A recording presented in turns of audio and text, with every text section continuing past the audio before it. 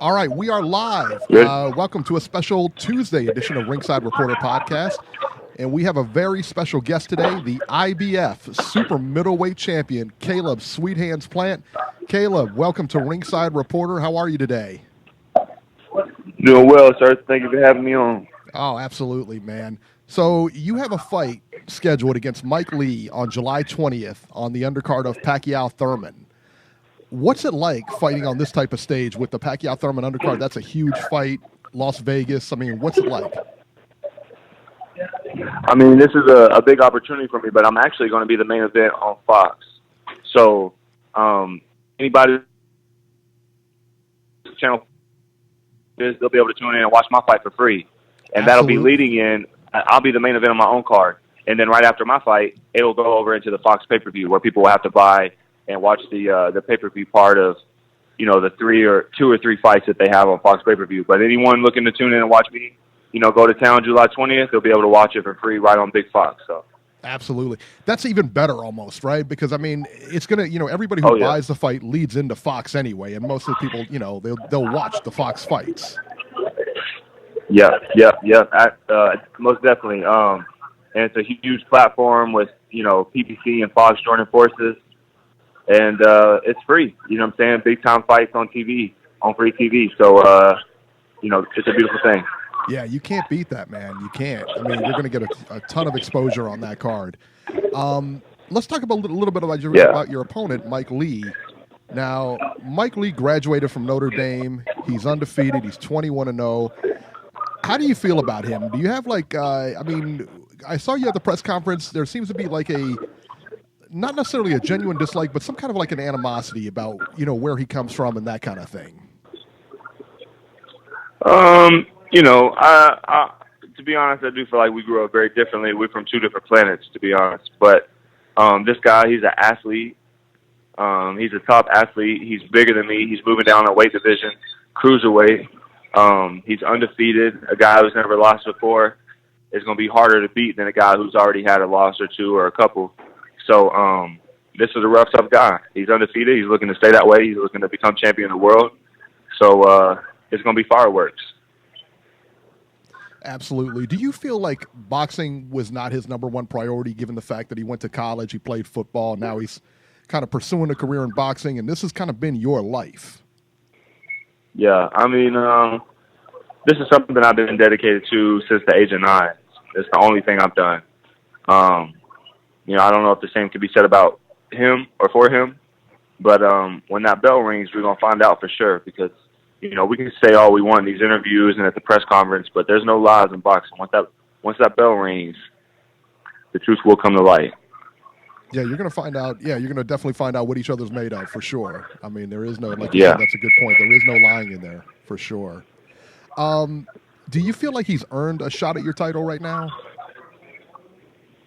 I mean, I don't think I should be the judge of who's deserving and not deserving. He's undefeated.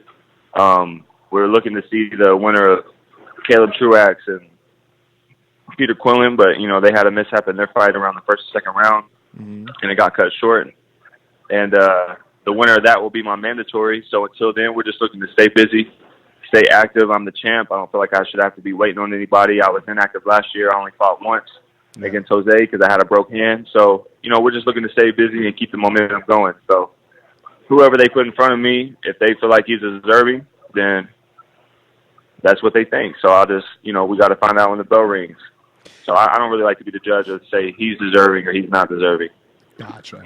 Let me ask you, is it up to you how much or how little you fight per year? Like if you want to fight like 3 times a year, can you do that? Or is it kind of up to management and everything?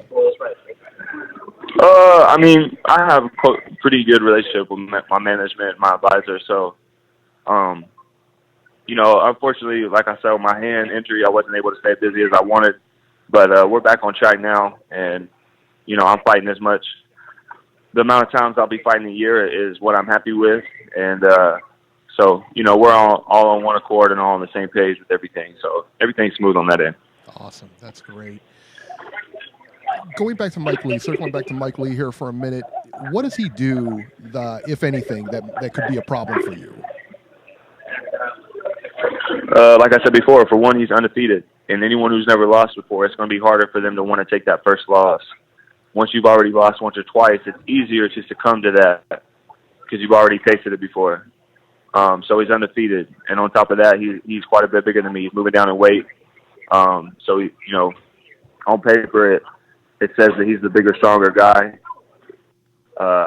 So you know, those are factors, and they have to be accounted for. They got to be, they have to be accounted for. So I think those are the two biggest things. Absolutely, man. You stated in the press conference that you're dedicating this fight to your mother, Beth Ann, who recently passed away. How does this motivate you?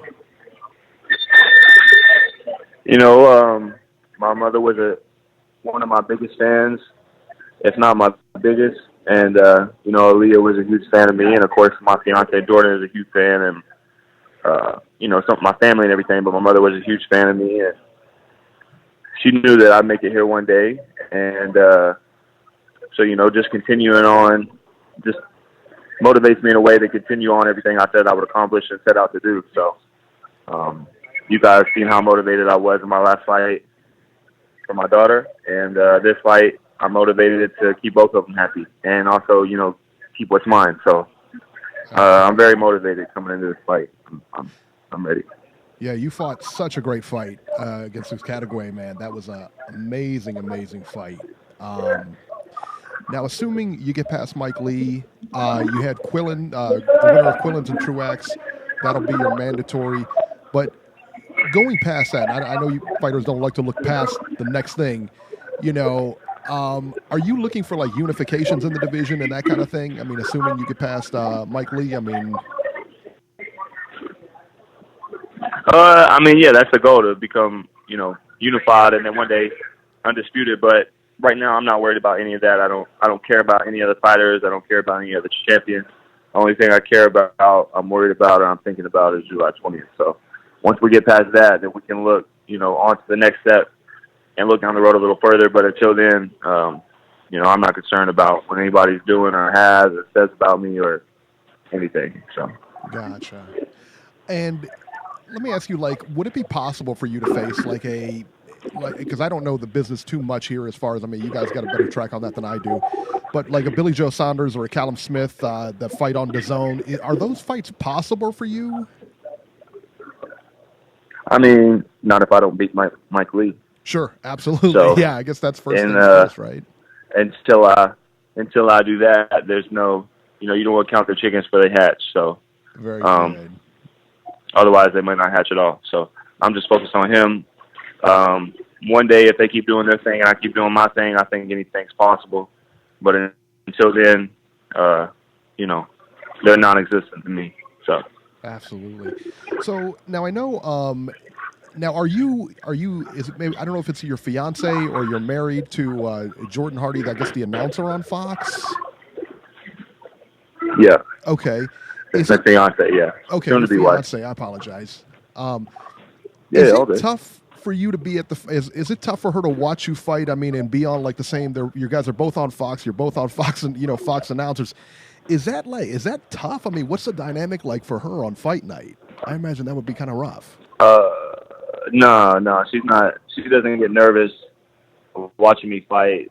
She's ready. She had a full ride to UNLV to run the 100-meter hurdle, so she's been a collegiate, top-notch athlete herself. Yeah. So she knows that I'm going to win. She knows I'm going to get my hand raised, so she's just ready to get in there and see me do my thing. She's in the gym with me every day. She's in the gym with me right now. We're about to get to sparring, and so she's a big part of my camp. She's in the gym with me every single day, at strength and conditioning with me every day, at my runs on the track every single day. So she knows the work that's being put in. She knows boxing. She's not scared of it. So that's got to be a pretty good motivator too. Just being in there with your family and everything like that, Yeah. My father, who's my assistant coach, Don House, my head coach Justin Gambert, Jordan. Good team, good dynamic. Absolutely, man. Absolutely. Well, Caleb, I am going to let you go. I'm going to let you get back to training. I appreciate you so much. Thank you so much for taking time out of your busy schedule. Man. Yes, sir. Thank you very much.